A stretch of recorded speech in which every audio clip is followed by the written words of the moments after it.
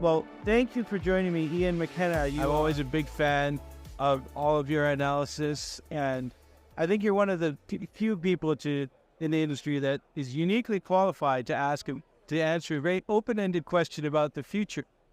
You know, when we think about how far we've come in 20 years, marking the 20th anniversary of technology with T3, going from scanners and papers to, in-house servers to now talking about AI and, automation at another level, and quantum computing is going to come up.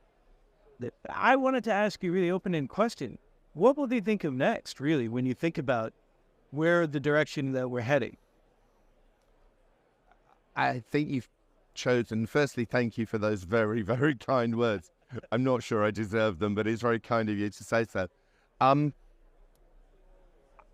I think it's perhaps the perfect point at which to ask that question as well. 20 years from now, I've actually been doing some work. If you remember back, around the turn of the century, we used to talk quite a lot about internet years. And an internet year was equivalent to like 7 normal years. So you'd get the acceleration in what happened on the internet in 1 year that typically would happen in 7. I've been kicking around a theory that we have a similar situation with AI, only it's a bit different in that an AI month is equivalent to about 2 normal years.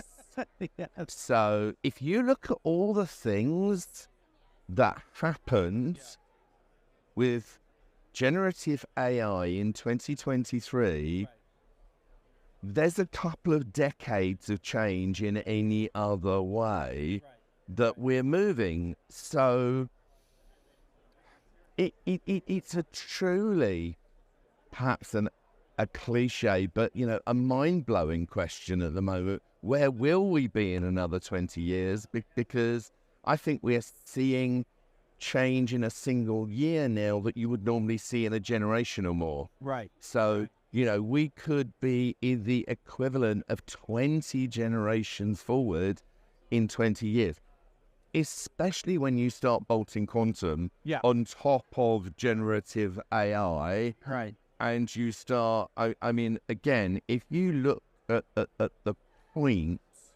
that we achieve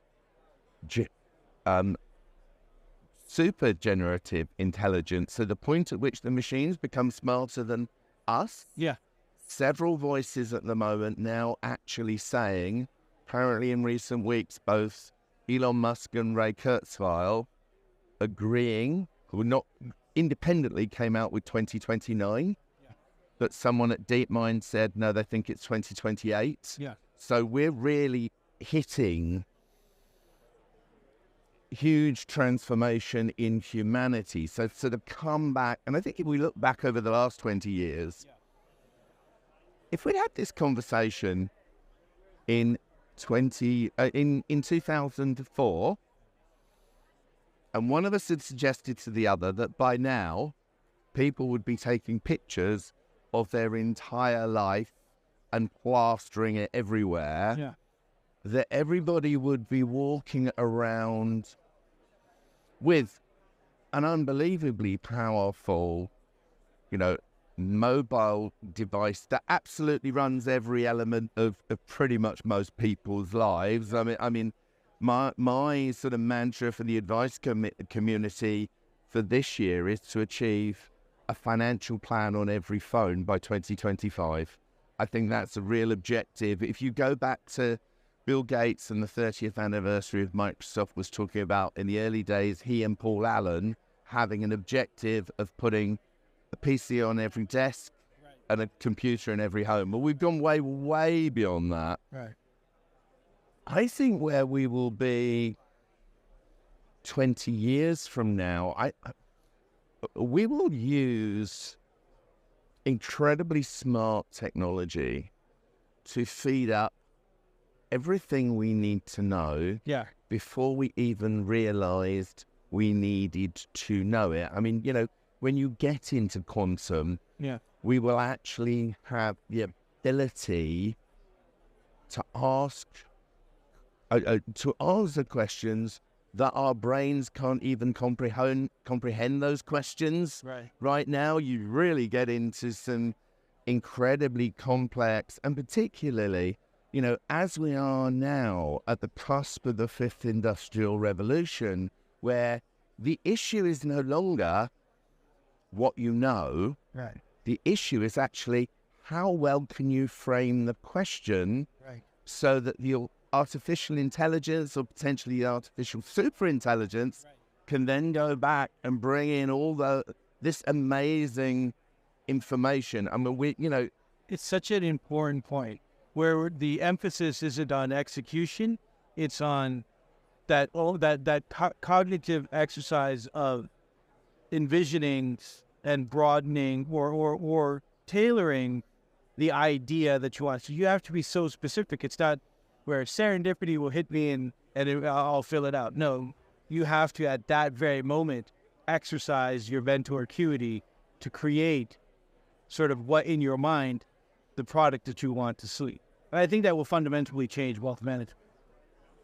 It'll change wealth management. It'll change everything. I mean, I think, we are now at the situation,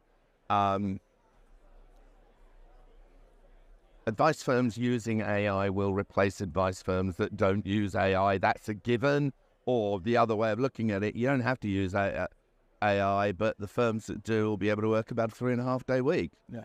I vote 3.5-day week. Thank you. But to look at where we will be in 20 years, by then, of course, we should have landed in a post-work society. Certainly in terms of the way that we currently understand it.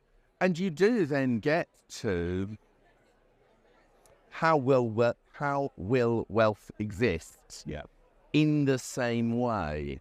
Because potentially all of these amazing new intelligences should cause a tremendous leveling up. Or if they don't, if we continue with the disparity that we have in our society today with an absolutely tiny number of people owning a totally absurd share of the wealth, we're getting a bit away from wealth management. But I think you've got to look at all of these things. So to me, where we will be, I don't actually believe wealth management or financial planning or anything similar will exist as an independent discipline at that time. I think it will be absorbed into a far larger lifestyle management. It's because where do we draw the line between between wealth and health? Which is the more valuable?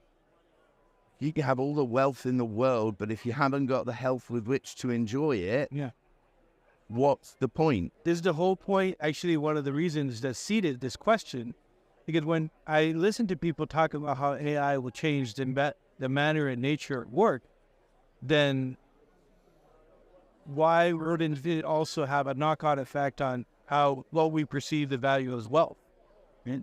Absolutely. If I'm not working, if machines are doing so much for us that many jobs get phased out or tasks that we're supposed to do get phased out, then the value of the work, then how we value work and how we're remunerated for it, I believe will also change as well.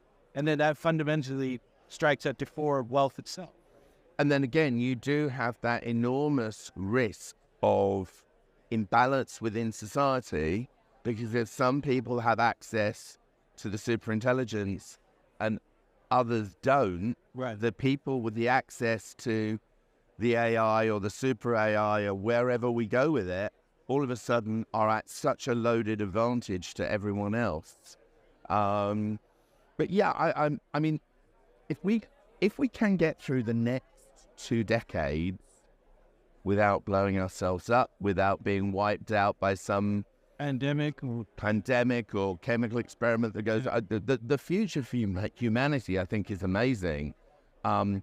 Where wealth management, I see the future, and this comes back to if we look at the enormous opportunity, wealth management, financial planning is an incredibly valuable service for people, but it's become too expensive for most.